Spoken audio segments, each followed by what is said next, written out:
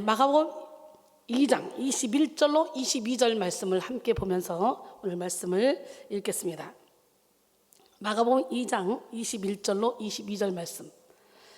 생배의 조각을 낡은 옷에 붙이는 자가 없나니 만일 그렇게 하면 기운 새 것이 낡은 그것을 당기어 헤어짐이 더하게 되느니라. 새 포도주를 낡은 가죽 부대에 넣는 자가 없나니 만일 그렇게 하면 새 포도주가 부대를 터뜨려 포도주와 부대를 버리게 되리라. 오직 새 포도주는 새 부대에 넣으리라 하시니라. 할렐루야. 자기 부인과 성령 충만이라는 제목으로 함께 은혜를 나눌 때 여러분 모두가 다 자기를 부인하시고 내가 죽는 만큼 예수님이 내 안에 사시기 때문에, 내가 깨지는 만큼 예수님이 내 안에 주인이 되시기 때문에 우리는 형통한 삶을 살 수가 있어요. 내 인생을 내가 살려고 아등바등하면 아무리 노력해도 참된 만족은 세상에 없어요. 그러나 주님께 인생을 확 던져버리고 그냥 주님이 인도하는 대로 따라가다 보면 저처럼 이렇게 항상 기뻐하고 쉬지 않고 기도하며 범사에 감사하는 삶을 살며 많은 사람에게 유익을 끼치는 그건 축복의 통로로 쓰임받게 됩니다. 성도의 신앙생활은 진리 생활입니다. 여러분, 진리가 뭡니까? 바로 삼위일체 하나님 자체라고 할 수가 있겠죠? 그리고 삼위일체 하나님을 바로 알고 삼위일체 하나님으로부터 나온 모든 말씀과 삼위일체 하나님이 깨닫게 해주시는 모든 것들을 통칭하는 것이 진리입니다. 복음주의 기독교 신학자요 철학자인 프란시스 셰퍼 박사는 그의 책 그러면 우리는 어떻게 살 것인가, 여기서 말하기를 기독교의 진리는 이 세상에 존재하는 모든 것의 진리이다. 예수 믿고 구원받아 천국 가는 것만이 전부가 아니라 모든 것의 진리이신 예수 그리스도를 믿고 난 이후에 그러면 나는 어떻게 살 것인가 라는 질문을 수시로 던져야 한다라고 역설했습니다. 그래서 우리 그리스도인은 진리를 경험한 만큼 영적 전쟁에서 승리하고 진리를 소유한 만큼 천국을 누리게 됩니다. 성 어거스틴은 진정한 행복은 하나님을 소유하는 데 있고 하나님을 소유하는 것은 지혜를 보유하는 데 있으며 지혜를 보유하는 것은 진리의 인식에 있다. 그러므로 행복은 진리의 소유이다 라고 말했습니다. 우리는 행복하기 위해 진리를 알아야 되고 영적 전쟁에서 승리하기 위해 진리를 따라야 합니다. 바로 지금 여기에서 천국을 누리기 위해 진리를 경험해야 됩니다. 기독교는 체험의 종교입니다. 하나님은 살아계십니다. 도래할 천국에서 누릴 영원한 상급을 쌓기 위해 우리는 진리를 깨달아야 합니다. 요한복음 8장 32절에 진리를 알지니 진리가 너희를 자유롭게 하리라.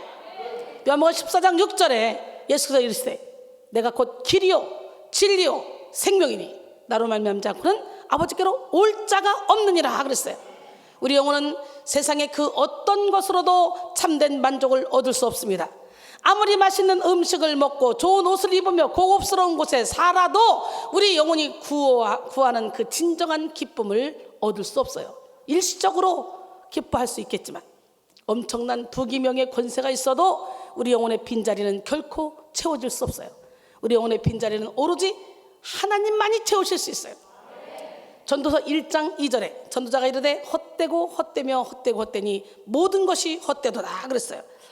여러분, 헛된 이 세상 여러분은 어떻게 살아가고 계십니까? 우리는 거류민 같은 나그네 같은 인생길입니다. 우리는 영혼 불멸이에요. 절대로 죽지 않습니다. 육신의 장막짓만 벗을 뿐이야. 내 속사람이 진짜 납니다. 이 속사람이 강건해야 우리는 하나님 나라를 가게 되는 거예요. 전도서 12장 1절로 2절 보니까 솔로몬이 이렇게 고백합니다. 너는 청년의 때에 너희 창조주를 기록하라. 곧 곤고한 날이 이르기 전에, 나는 아무 낙이 없다고 할 해들이 가깝기 전에, 또 해와 달과 별들이 어둡기 전에, 비 뒤에 구름이 다시 일어나기 전에 그리하라. 그리고 결말을 뭐라고 짓냐? 13절로 14절 일의 결국을 다 들었으니 하나님을 경외하고 그 모든 명령을 지킬지어다. 이것이 모든 사람의 본분이니라. 하나님은 모든 행위와 모든 은밀한 일을 선악간에 심판하시리라 그랬어요. 여러분, 솔로몬은 행복해 보려고 모든 걸 실험을 다 해봤어. 이 세상에서 일천국녀를 누려보기도 하고. 일천국녀, 그럼 생각해봐. 1,000명의 여인 한 명도 주체를 못해가지고 버벅거리는데 1,000명의 여인을 품을 수 있다는 거 기가 막히지 않습니까? 일천국녀를 거느리면서 술에 만취해서 마음껏 쾌락을 즐겨보기도 했고, 포도원을 크게 짓고 과수원을 크게 져서 일꾼들을 많이 불러서 각종 과실을 길러보기도 했고, 수많은 아름다운 정원을 가꿔보기도 했고, 사업을 한없이 크게 넓혀보기도 했고, 그리고 세상의 모든 지혜를 다 가져보기도 했어요. 그러나 아무리 해도 결론은 뭐냐? 헛되고 헛되며 헛되고 헛되니 모든 것이 헛되다. 이거로 결론을 지었어. 아니, 솔로몬처럼 세상의 부귀명예 권세를 다 가져본 사람이 어디 있습니까? 그 사람이 이미 다 실험을 해놓고 너희들은 그렇게 살지 말고 오직 하나님을 경외해. 청년의 때 곤고한 날이 이르기 전에, 해와 달과 별들과 빛들이 어둡기 전에 더욱더 하나님만을 경외하고 살아가는 게 너희에게 가장 유익한 일이야. 이렇게 실험을 해줬는데 아직도 눈에 보이는 육신의 정욕, 안목의 정욕, 이생의 자랑을 쫓아가는 사람을 보면 참으로 안타깝잖아. 물론 안 믿는 사람들의 최고는 돈입니다. 안 믿는 사람들의 최고는 뭐예요? 명예입니다. 권세입니다. 안 믿는 사람들의 최고는 뭐예요? 건강이에요. 그러니까 그냥 부귀명예 권세를 위해서, 물질을 위해서 생명 바쳐 가는 거예요. 그러나 그 영혼은 곤고합니다. 그러니까 세상에 잘 나가는 연예인들, 가수들, 잘 나가는 시인들, 작가들이 자살해요. 왜 자살해? 세상의 모든 걸 취해봤지만 마음에 평강이 없어, 기쁨이 없어, 즐거움이 없어. 그런데 예수 안에 있는 저와 여러분은 무식한 자 같으나 유식한 자요, 가난한 자 같으나 모든 걸 가진 자입니다. 약한 자 같으나 강한 자입니다. 아무것도 없는 자 같으나 모든 걸 가진 자. 그래서 베풀고 나누며 섬기며 살아가는, 풍요를 연기하는 사람들이에요. 전혀 물질에 욕심이 없어.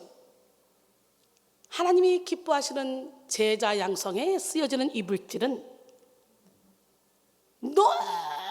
너무너무 행복하게 드리는 거예요. 제자들을 위해 쓰는 것은 요만치도 아깝지가 않아. 왜 그래? 하나님이 몸된 성전인 제자들 한 사람 한 사람 성전을 제대로 세우면 그 한 사람이 D.L. 무디처럼, 그 한 사람이 웨슬리처럼, 조지 필드처럼, 조나단 에드워즈처럼, 이수인처럼 전 세계에 영향력을 끼칠 수 있기 때문에 성전 세우는 건 돈으로 하는 게 아니에요. 능력으로 하는 거예요. 이 세상의 물질은 있다가도 없고 없다가도 있어져. 아무것도 아닙니다. 하나님이 한번 부르면 끝나요. 하나님이 건강 한번 가져가면 끝나요. 그러나 우리의 영혼이 살찌워지면 이 영적인 권세로 암병 환자를 고치고, 우울증 환자를 고치고, 불치병 환자를 고치고, 그러면 하나님이 그들의 주머니를 털어서 하나님의 나라를 이루어가는 거예요. 그렇게 세워진 교회가 우리 교회 아닙니까? 아무것도 없어도, 나 가진 거 아무도 없어, 주님 한 분으로 만족하며 살아갈 때 하나님이 책임져 주시는 거예요. 그래서 우리 교회, 저는 700개 교회를 세울 계획을 갖고 있는데 700개 교회를 세우려면 700명의 훌륭한 영적인 안내자가 세워지는 게 급선무. 그렇기 때문에 제자 양성에 이번에도 박사 코스 6, 7명이 들어가요. 이번에 이제 MDB도 들어가지만 박사 코스도. 그래서 계속적으로 사람 세우는 일에 우리는 합심해서 장학금 한 달에 5만 원, 10만 원, 너도 나도 다 동참해서 제자들을 키워야 돼. 장학금을 받고 키우면 얘들이 거룩한 부담감이 있기 때문에 더욱더 어디로 가야지? 그러면서 새 나갈 생각을 안 하죠. 그래서 더 한 마음으로 영혼 살리는 데 쫙 집중해 나가게 되는 거예요. 그래서 장학금을 주는 거예요. 그들이 더 열심히 하라고, 더 헌신하라고. 그래서 하나님 우리에게 맡겨준 사명을 멋지게 감당하자고. 그러나 장학금을 받고도 나는 저기 가서 일하고 싶어. 그럼 저는 보내줍니다. 어디서 일하든 하나님의 일하면 되는 거예요. 우리 하나님, 멋쟁이 하나님, 기적의 하나님이 저를 멋지게 만드셨죠. 저는 제가 생각해도 기특할 정도로 이쁩니다. 눌러요. 네가 생각해도, 네가 기특할 정도로 예쁘게 살아봐. 선한 양심을 가지고 남에게 베풀며 나누며 섬기며 살아봐. 그럴 때 하나님이 주시는 참된 기쁨이 넘쳐날 거야. 할렐루야. 영혼의 행복은 오직 하나님께 있습니다. 우리는 진리를 통해 하나님을 경험하고 진리의 순종함으로 성령 충만을 받을 때 참된 행복을 누릴 수 있습니다. 진리를 아는 것이 곧 마귀를 대적하는 힘이 되고 현세와 내세 속에 천국을 누리게 하는 복이 됩니다. 이것이 진리에 담겨있는 영적 비밀입니다. 그러므로 우리는 영의 눈을 열고 영의 길을 열어 영적인 모든 감각을 깨워서 진리신 예수 그리스도를 보고 듣고 깨달아야 됩니다. 진리는 그 가치를 알고 구하는 자의 것이라는 걸 우리는 알아야 돼요. 천국은 침노한 자의 것이야. 진리이신 예수 그리스도는 이 땅에 오셔서 우리에게 진리를 구하고 찾고 두드리라고 말씀하셨어요. 그리고 모든 구하고 찾고 두드리는 이가 진리를 발견할 것이며 하나님 아버지께 좋은 것 곧 성령을 받을 것이라고 약속하셨습니다. 누가복음 11장 9절로 13절 내가 또 너희에게 이르노니 구하라 그리하면 너에게 주실 것이요 찾으라 그러면 찾아낼 것이요 문을 두드리라 그리하면 너에게 열릴 것이니 구하는 이마다 받을 것이요 찾는 이는 찾아낼 것이요 두드리는 이에게는 열릴 것이니라. 너희 중에 아버지 된 자로서 누가 아들이 생선을 달라 하는데 생선 대신 뱀을 주며 알을 달라 하는데 전갈을 주겠느냐. 너희가 악할지라도 좋은 것을 자식에게 줄 줄 알거든 하물며 너희 하늘 아버지께서 구하는 자에게 성령을 주시지 않겠느냐. 성령이 가장 좋은 것입니다. 오늘 그 성령의 충만함을 받으셔야 돼요.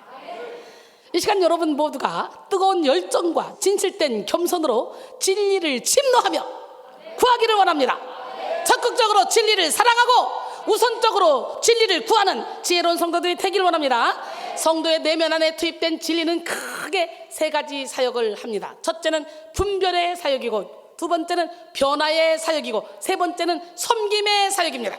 오늘 성령의 충만함을 받아서 여러분 분별해야 돼. 영적인 세계는 영적으로만 할 수 있어요. 그렇기 때문에 영적인 세계를 분별하지 못하면 평생을 신앙생활해도 아직도 자기 의에 충만해서 혈기내고 짜증나고 원망하고 불평하며 살아가. 그러나 진짜 분별을 잘하면 이걸 혈기내라고 하는 건 사단이 주는 거야. 내 영혼을 죽이는 거야. 여러분 혈기내봐요. 옛날에 우리 어르신들 부모님들 할머니들 화가 나서 막 혈기를 내면 갑자기 머리 아프다가 머리 아파 그러고는 수건을 머리다 동여매고 막 이러는 거 봤잖아요. 혈기 내면 아파지는 거예요. 예수 이름으로 혈기는 떠나갈지어다. 분별해야 돼. 분별. 그러면 어떻게 돼? 둘째는 변화가 시작되는 거예요. 이쯤 되면 혈기를 내고 짜증내고 원망해야 되는데 전혀 원망이 안 되네. 짜증이 안 나네. 혈기가 안 나네. 나 변했어. 그러고 나면 이제 세 번째부터는 어떻게 돼요? 야, 내가 이렇게 분별을 하고 변했으니 나도 이제 섬기며 살아가야지. 그럼 섬김의 사역이 시작이 되는 거예요. 우리 백성교회는 섬기는 교회 아닙니까? 새로 누구 성도 하나가 오면 그 성도에게 집중해서 섬겨서 그 성도를 다 사랑으로 품어주고 그 성도가 또 자리를 잡으면 또 다음 성도가 오면 또 품어서 사랑으로 심겨주고 그래서 여기다 뿌리내리게 해주는, 그래서 같이 행복한 그런 교회 아닙니까? 예, 우리는 두당 1000명의 역할을 감당하는 그런 교회입니다. 성령의 조명을 통해 깨달아진 진리는 먼저 성도로 하여금 분별하게 합니다. 거짓과 진실을 분별하게 하고 선과 악을 분별하게 하며 버려야 할 옛사람과 취해야 될 새사람을 입게 합니다. 알게 합니다. 분별하게 합니다. 이어서 버릴 것은 버리게 만들고 떠날 것은 떠나게 만들어서 변화된 삶을 이루게 합니다. 그리고 최종적으로 변화된 삶을 통해 하나님을 섬기고 이웃을 섬기며 부르심의 소망에 합당한 삶을 살게 합니다. 따라서 우리는 진리의 말씀을 듣고 읽는 것에 만족할 것이 아니라 우리 내면 안에서 분별과 변화, 섬김의 사역을 하는 진리와 협력해야 되는 거예요. 진리로 말미암아 분별된 모든 더러운 것과 넘치는 악을 다 버리고 진리를 따라 변화된 삶을 살아야 됩니다. 야고보서 1장 21절로 25절 그러므로 모든 더러운 것과 넘치는 악을 내버리고 너희 영혼을 능히 구원할 바 마음에 심어진 말씀을 온유함으로 받으라. 너희는 말씀을 행하는 자가 되고 듣기만 하여 자신을 속이는 자가 되지 말라. 누구든지 말씀을 듣고 행하지 아니하면 그는 거울로 자기의 생긴 얼굴을 보는 사람과 같아서 제 자신을 보고 가서 그 모습이 어떠했는지를 곧 잃어버리거니와. 자유롭게 하는 온전한 율법을 들여다보고 있는 자는 듣고 잊어버리는 자가 아니요 실천하는 자니. 그 사람은 그 행하는 일에 복을 받으리라. 할렐루야. 그런데 오늘날 많은 성도들이 성경 지식은 많이 가지고 있어도 성경의 진리대로 살지를 못합니다. 마음만 먹으면 언제든지 성경을 펴서 읽을 수 있고 각종 미디어를 통해 수많은 설교를 접할 수 있지만 진리를 쉽게 경험하지 못하고 소유하지 못합니다. 진리가 구현하는 하나님의 나라는 의와 평강과 희락이지만 진리를 소유하지 못한 성도들의 삶에는 불의가 가득하고 불안과 슬픔, 걱정과 근심이 가득합니다. 진리에 내포된 능력은 자유와 사랑이지만 진리를 머리로만 아는 사람들은 돈에 묶이고 사람에게 묶이고 자존심에 묶인 채 건강에 묶인 채 살아갑니다. 얼마나 불쌍해요. 육이 건강한 뭐예요? 육이 아무리 건강해도 100년 이상 살기 힘들어. 그러나 우리의 영혼은 무한대야, 무한대. 그래서 우리는 영혼의 건강에 집중을 해야 돼. 그러면 영혼을 담고 있는 육도 관리를 해야 되겠지. 우리가 육이 있는 동안 영혼을 살찌울 수 있는 기회가 되는 거예요. 기도할 수 있을 때, 헌신할 수 있을 때, 봉사할 수 있을 때, 섬길 수 있을 때, 체력이 있을 때 해야 되는 거예요. 물질이 있을 때 봉사해야 되는 거예요. 진리를 소유하지 못한 성도들의 삶에는 마음에 미운 사람이 가득하고 시기와 질투가 가득하고 그 누구도 진정으로 사랑하지 못합니다. 하나님은 성도에게 진리를 통한 무한한 기쁨과 능력, 자유와 행복을 허락하셨지만 진리를 알지 못하는 성도들은 그저 괴롭고 연약한 삶을 살아갑니다.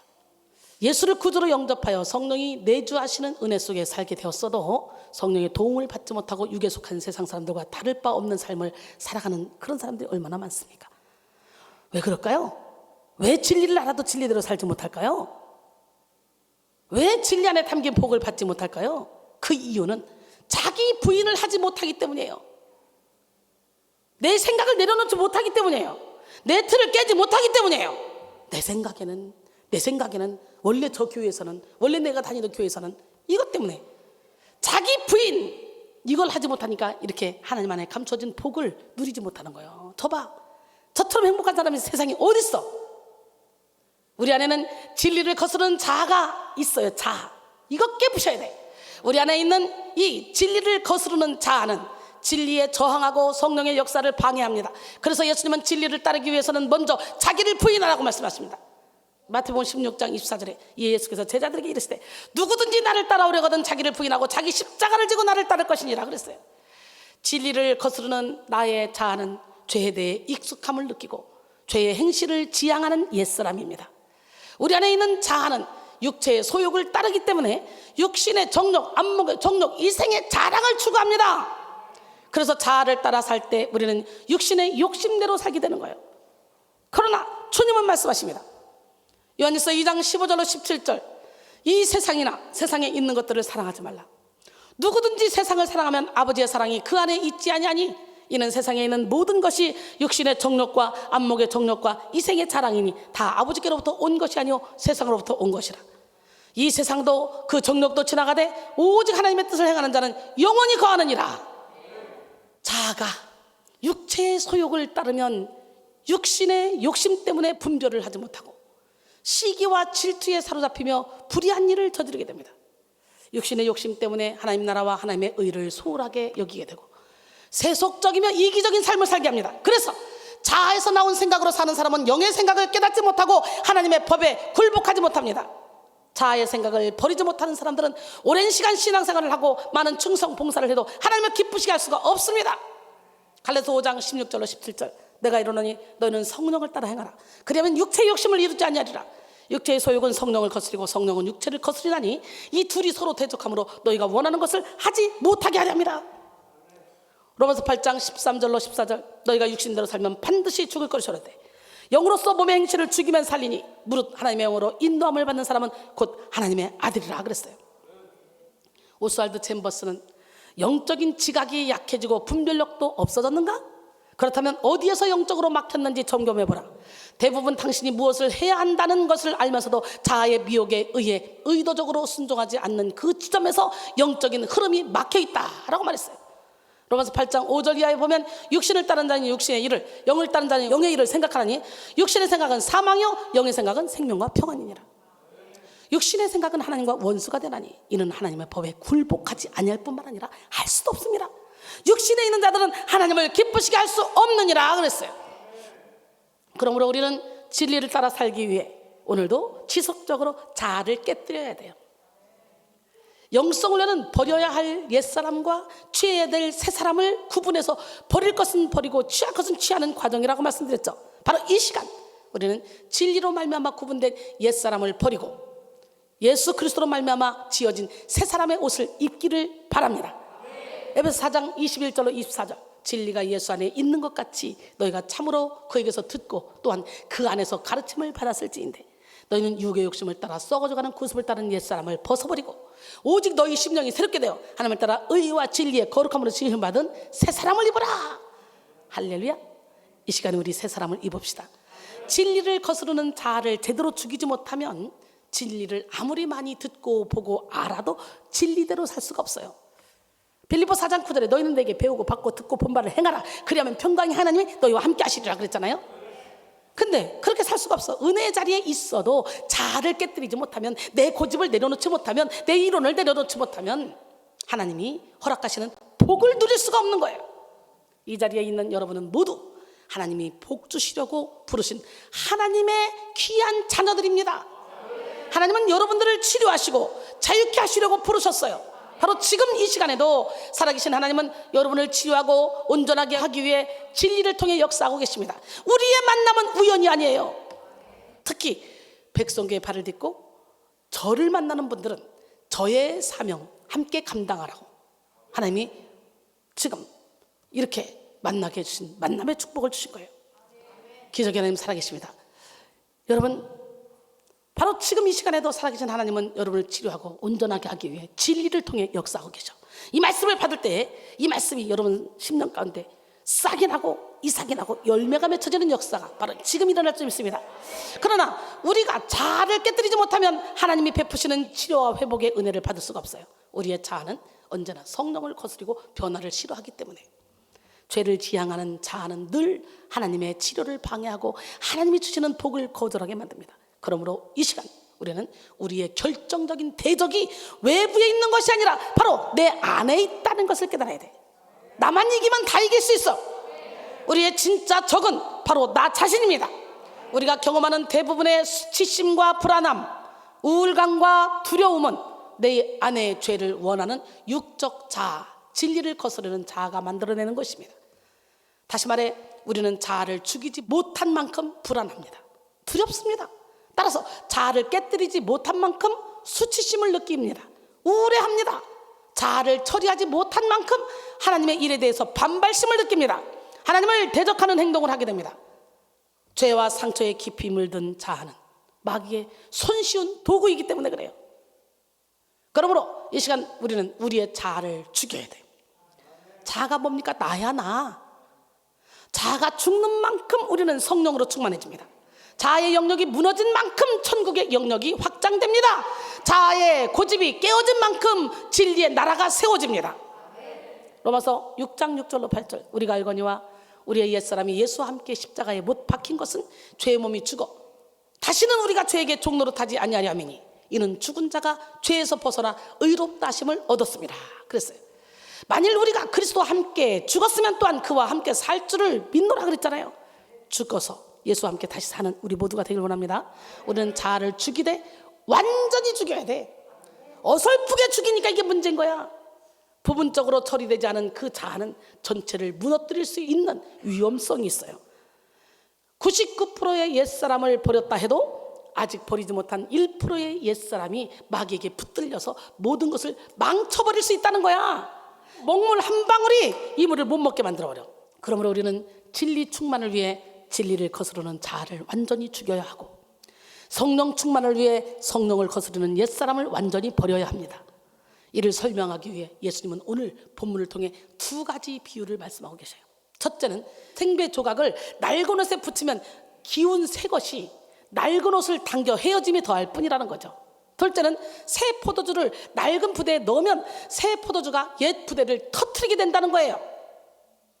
오늘 본문 마가복음 2장 21절 22절 말씀이잖아요. 여기서 이 생배 조각에 해당하는 헬라어 라쿠스 아고나프는 새로 짠 천, 제단사의 손조차 거치기 전에 오를 촘촘히 짜놓은 완전한 새천을 의미합니다. 즉 생배 조각은 예수께서 가르치신 새로운 복음의 진리를 상징하지만, 반대로 낡은 옷은 옛 율법주의 구조와 낡은 허위 위조의 유대주의를 상징하며 거의 헤어져 조그만 자극에도 찢어져 버릴 그런 생명력이 결여된 낡은 율법을 의미합니다. 즉 이런 생명력이 결여된 것들의 생배 조각처럼 그 활동력과 생명력이 왕성한 예수님의 새로운 교훈과 복음을 붙이려고 하면 그 헤어짐과 찢어짐이 더하게 되는 것이라는 비유의 말씀이에요. 마태복음 9장 16절에 생배 조각을 낡은 옷에 붙이는 자가 없나니 이는 기운 것이 그 옷을 당겨 헤어짐이 더하게 되며 그랬잖아요. 이어지는 포도주와 가족부대 역시 같은 맥락의 비유입니다. 결국 두 비유 모두 새 것과 낡은 것은 함께 할 수가 없다는 거예요. 새 것을 위해서는 새 것을 받아낼 수 있는 새 것이 필요하다는 것이죠. 그러니까 건물을 재건축하려면 한 것을 완전히 버려야지. 한 것을 아까우니까 1, 2층은 인테리어를 했으니까 3층부터 질게 안 된다는 거지. 여러분들 옛사람의 옷을 입고 있으면서 거기다 새 옷을 입혀주세요. 폼이 안 나. 안 된다는 거야. 우리는 옛 자아를 온전히 죽임으로 생배를 받아낼 수 있는 새 옷이 되어야 합니다. 새 포도주를 담아낼 수 있는 새 부대가 되어야 합니다. 진리는 늘 새롭습니다. 또한 진리의 말씀은 늘 새로움을 창조합니다. 그래서 성경은 끊임없이 새 것에 대해서 말합니다. 새 사람, 새 세상, 새 피조물, 새로운 중보, 새 언약, 새 하늘과 새 땅, 새로운 길, 새 영과 새 마음, 새 창조, 새 계명 등등 성경에는 새 것들로 가득합니다. 고린도서 5장 17절 그런즉 누구든지 그리스도 안에 있으면 새로운 피조물이라. 이전 것은 지나갔으니 보라 새 것이 되었도다. 새로움을 창조하는 진리가 있는 곳에는 모든 것이 새로워집니다. 인생의 목표가 새로워지고 언어와 생각이 새로워집니다. 기쁨과 능력의 이유가 새로워지고 마음과 태도가 새로워집니다. 옛날에는 돈이 있고 많이 배우고 사람들이 인정해주면 그게 기쁘고 그게 능력이 있다고 생각했는데, 이제는 영혼의 기쁨이 있으면 그게 진짜 기쁨이고 진짜 능력이라고 알게 되는 거지. 이렇게 마음과 태도가 새로워져. 진리로 말미암아 거듭난 새로운 피조물은 성령으로 말미암는 새 시대를 살아갑니다. 진리이신 예수님은 성령이 오시면 새 시대가 열린다고까지 말씀하셨어요. 요한복음 16장 12절로 14절 내가 아직도 너희에게 이를 것이 많으나 지금은 너희가 감당하지 못하리라. 그러나 진리의 성령이 오시면 그가 너희를 모든 진리 가운데로 인도하시리니 그가 스스로 말하지 않고 오직 들은 것을 말하며 장래 일을 너희에게 알리시리라. 할렐루야. 그가 내 영광을 나타내리니 내 것을 가지고 너희에게 알리시겠습니다. 그랬어요. 성령으로 말미암는 새 시대는 은혜의 시대요, 사랑의 시대요, 능력의 시대요, 자유의 시대입니다. 새로운 피조물이 되어 성령의 인도를 받아 새 시대를 사는 사람에게는 넘지 못할 산이 없어요. 해결하지 못할 문제가 없어요. 무한한 능력의 원천이신 성령께서 범사에 넉넉하게 살도록 도우시기 때문이죠. 할렐루야. 기적의 하나님, 능력의 하나님은 살아계십니다. 스가랴 4장 6절로 7절 그가 내게 대답하여 이르되 여호와께서 스룹바벨에게 하신 말씀이 이러하니라. 만군의 여호와께서 말씀하시되 이는 힘으로 되지 아니하며 능력으로 되지 아니하고 오직 나의 영으로 되느니라. 큰 사람 내가 무엇이냐? 너는 스룹바벨 앞에서 평지가 되리라.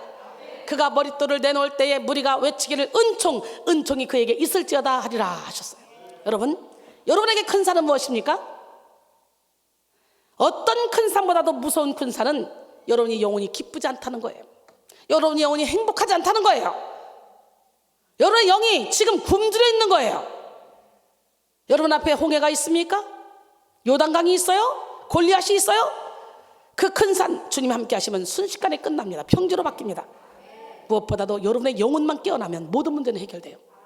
모든 것을 새롭게 하시는 성령님이 역사할 때 우리의 영혼은 깊은 잠에서 깨어나 때를 분별하게 됩니다. 영혼의 상처로 인한 빗장 걸어놓은 거, 마음은 안 열고 혼자 끙끙거리고 있었던 거, 이거 병으로 갑니다. 이거 병으로 가요. 나중에 이거 암으로 발전합니다. 신경성으로 도는 병이 불면증부터 시작해서 이제 암으로 발전해. 이 빗장 빨리 열고 마음을 소통할 수 있어야 돼. 누군가에게 내 마음을 얘기할 수 있다, 솔직하게 고백할 수 있다, 그것만으로도 이미 심령 치유가 되고 있는 거예요. 너무 상처를 받으면 가둬놓거든요. 가둬놓으면 내 영혼만 죽이는 게 아니라 내 영혼이 아프면 내 육신도 아프게 돼. 마음의 심령의 근심은 뼈를 마르게 한다 했잖아. 근데 마음의 즐거움은 양약이라고 했잖아. 할렐루야. 성령의 인도를 받을 때 우리는 문자주의와 율법주의에 얽매이지 않고 진리의 본래 의도를 깨달아 하나님의 뜻이 무엇인지 이해하게 됩니다. 그리고 부지중에도 하나님이 기뻐하시는 삶을 살게 됩니다. 그래서 성령 충만한 삶은 기쁨 충만, 능력 충만, 지혜 충만의 결실로 드러납니다. 에베소 5장 14절로 18절, 그러므로 이르기를 잠자는 자여 깨어서 죽은 자들 가운데서 일어나라. 그리스도께서 너희에게 빛이시라 하셨느니라. 그런즉 너희가 어떻게 행할지를 자세히 주의하여 지혜 없는 자같이 하지 말고 오직 지혜 있는 자같이 하여 세월을 아끼라. 때가 악하니라. 그러므로 어리석은 자가 되지 말고 오직 주의 뜻이 무엇인가 이해하라. 술 취하지 말라. 이는 방탕한 것이니 오직 성령으로 충만함을 받으라. 할렐루야. 그러므로 오늘 우리는 새롭게 만드시는 진리의 역사 앞에 옛 자아를 완전히 무너뜨려야 돼요. 옛 고집, 옛 습관, 옛 태도를 다 버리고 새로운 포도주이신 진리와 성령을 담을 만한 새 부대가 되어야 돼요. 화가에게 그림을 그려달라고 부탁하면서 잔뜩 낙서가 돼 있는 도화지를 갖다 내밀어서 그리라고 하면 돼요? 못 그려요. 진리의 역사를 기대하는 성도는 마땅히 옛사람을 버리고 새 사람이 되기를 갈망하는 마음을 내어드려야 돼. 도화지에는 엉망진창으로 그려놓으면 지워서 다시 그릴 수는 없지만 우리 엉망진창이 우리의 영혼을 있는 모습 그대로, 추악한 모습 그대로, 더러운 모습 그대로, 연약한 모습 그대로 가지고 주님 앞에 나가면 주님은 빡빡빡 지워서 다시 새 집을 지어주죠. 새 집을 지으려면 옛집을 완전히 부수고 모든 흔적을 말끔히 치워야 하듯이 새로운 피조물이 되려면 옛사람의 모든 것을 깨끗하게 청산해야 됩니다. 이 시간 여러분 모두가 성령의 충만함을 방해하는 자아를 완전히 무너뜨리기를 바랍니다. 진리의 역사를 거스르는 자기의, 자기 틀, 자기 애를 무너뜨리고 오직 진리에만 순종하는 우리 모두가 되길 바랍니다. 로마서 13장 12절로 14절, 밤이 깊고 낮이 가까웠으니 그러므로 우리가 어둠의 일을 벗고 빛의 갑옷을 입자. 낮에와 같이 단정히 행하고 방탕하거나 술 취하지 말며 음란하거나 호색하지 말고 다투거나 시기하지 말고 오직 주 예수 그리스도로 옷 입고 정욕을 위하여 육신의 일을 도모하지 말라 그랬어요. 하나님은 부분적으로 수리하시는 분이 아니라 전체적으로 개혁하시는 분. 그러므로 우리는 옛것을 고수하면서 새것을 덧붙이려고 하지 말고 옛것을 버리고 새것이 돼야 돼요. 근데 우리 안에 있는 옛사람이 그렇게 호락호락하게 놔두질 않아. 우리의 내면에서 역사하는 자아는 상당한 힘으로 진리가 나타내는 십자가 사역을 대적하고 하나님의 선하신 의도를 오해하게 만듭니다. 우리 안에서 나타나는 이 자의 움직임은 변화를 거부하고 아집으로 나타나고 치료를 믿지 않는 불신으로 드러납니다. 육에 속한 자아는 늘 예수님의 사역을 폄훼하고 성령의 역사를 방해합니다. 마치 예수님 당시의 바리새인들과 서기관들의 활동과 같습니다.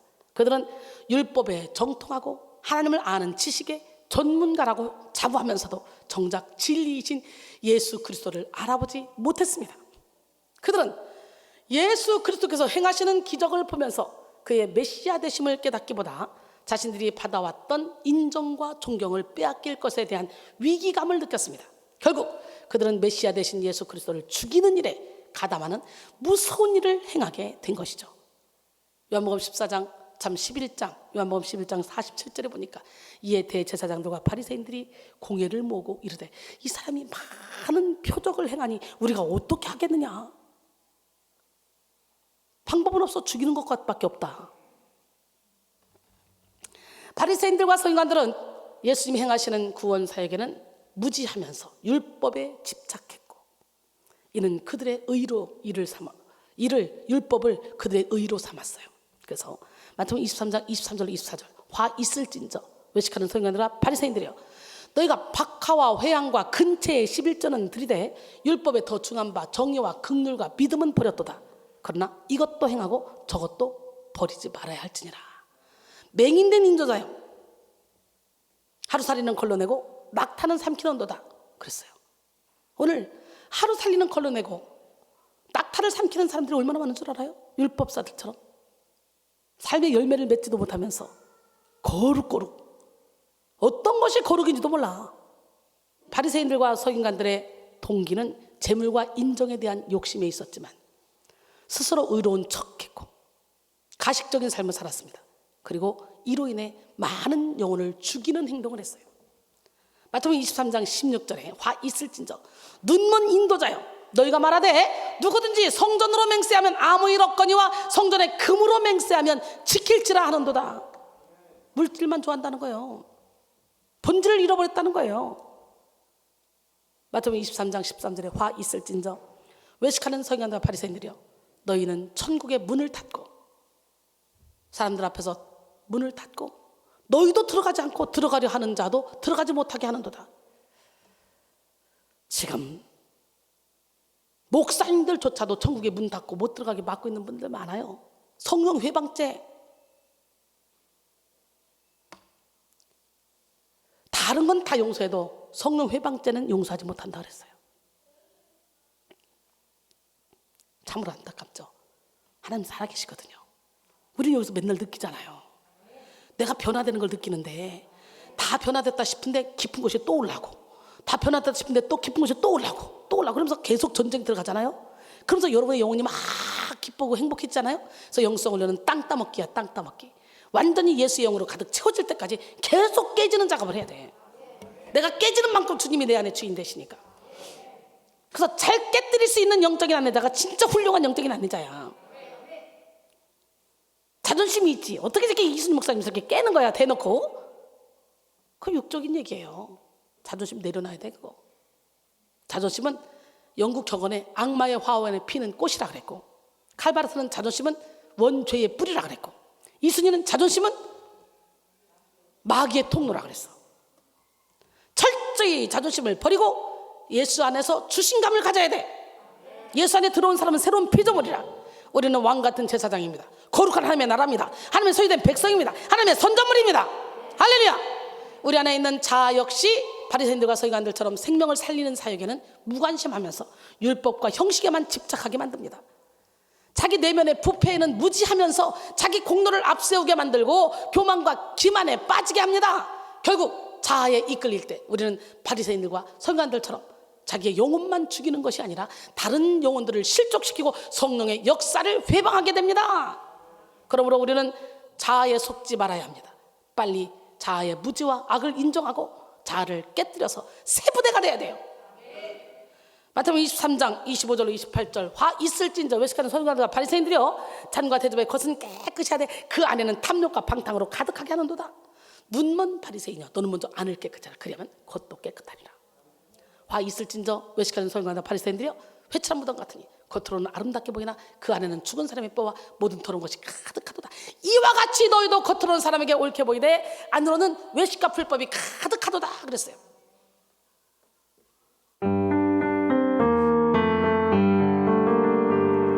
잔과 대접의 겉은 깨끗이 하되 눈먼 바리새인처럼 그 안에는 탐욕과 방탕으로 가득한 내 영혼이여, 겉으로는 눈먼 바리새인처럼 회칠한 무덤 같이 옳게 보이지만 안으로는 외식이 가득한 내 영혼이여, 너희는 먼저 안을 깨끗이 하라. 너희는 먼저 안을 깨끗이 하라. 말씀하신 주님의 명령대로 살기 원하네. 긍휼이 풍성한 내 주님이여, 사랑이 풍성한 내 주님이여, 너희는 먼저 안을 깨끗이 하라. 너희는 먼저 안을 깨끗이 하라. 말씀하신 주님의 명령대로 살기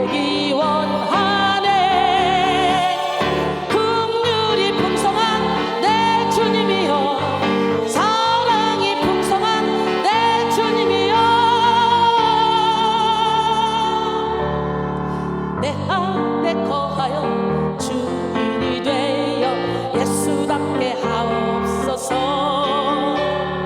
내 안에 거하여 깨끗게 하사 열매 맺게 하옵소서. 내 안에 거하여 주인이 되어 예수답게 하옵소서.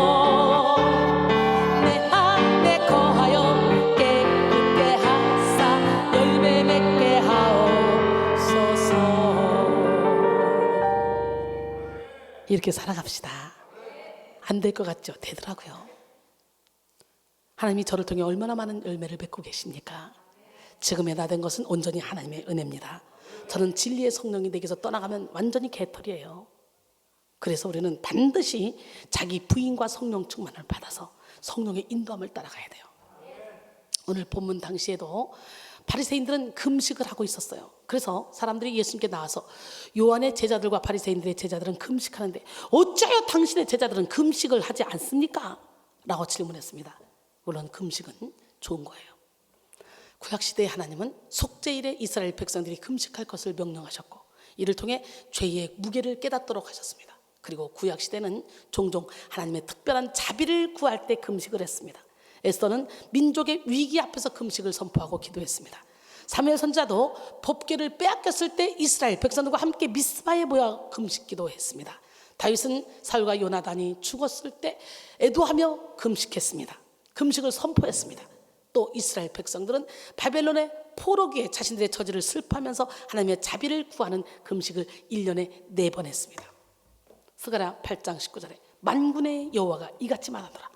넷째 달의 금식과 다섯째 달의 금식과 일곱째 달의 금식과 열째 달의 금식이 변하여 유다 족속에게 기쁨과 즐거움과 희락의 절기들이 되리니 오직 너희는 진리와 화평을 사랑할지니라. 예수님 당시의 바리새인들은 한 주에 2번이나 자발적인 금식을 했습니다.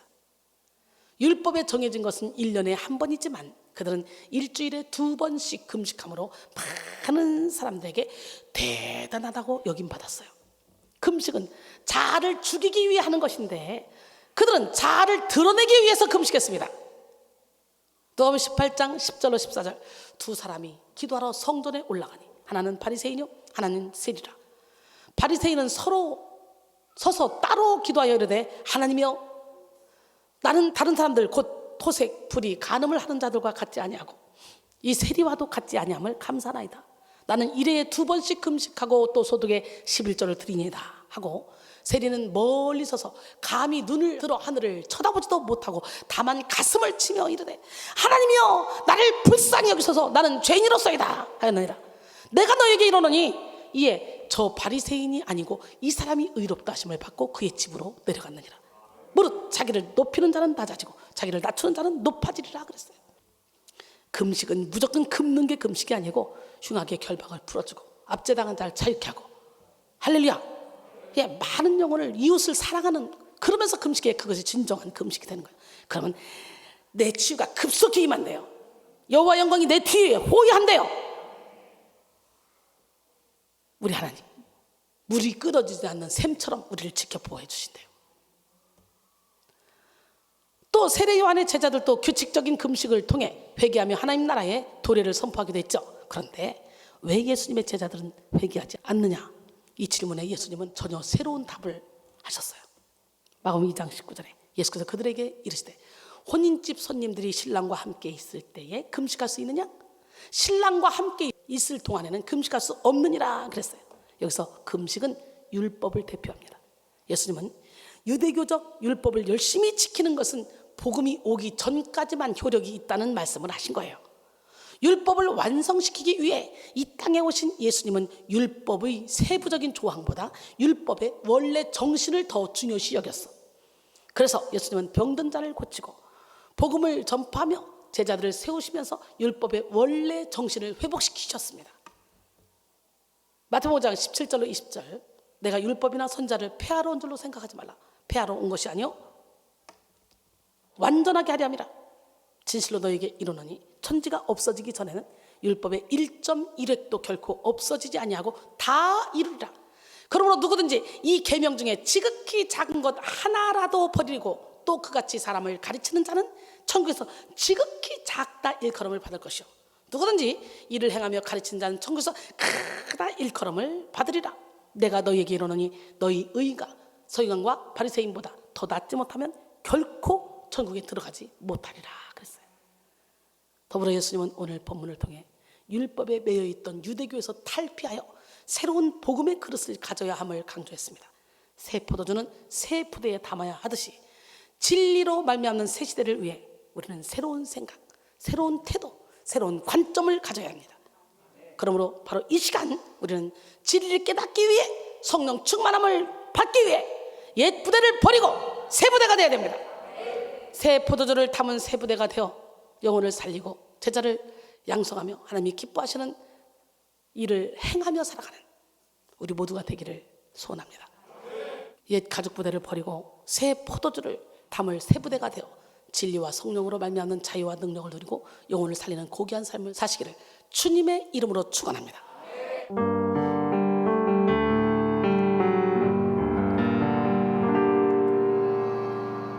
누구에게도 말할 수 없는 아픈 상처 있나요? 누구에게도 보일 수 없는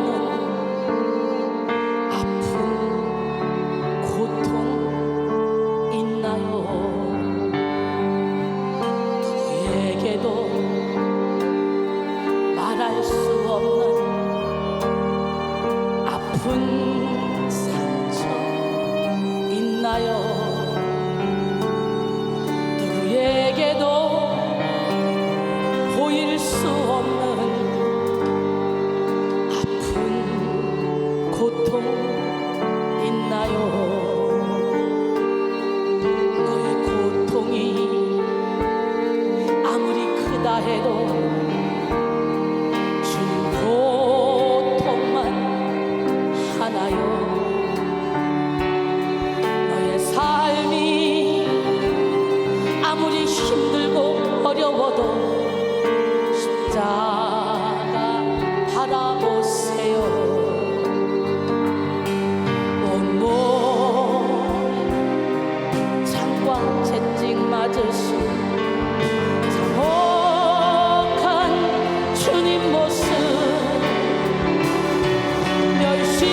멸시천대 그 고통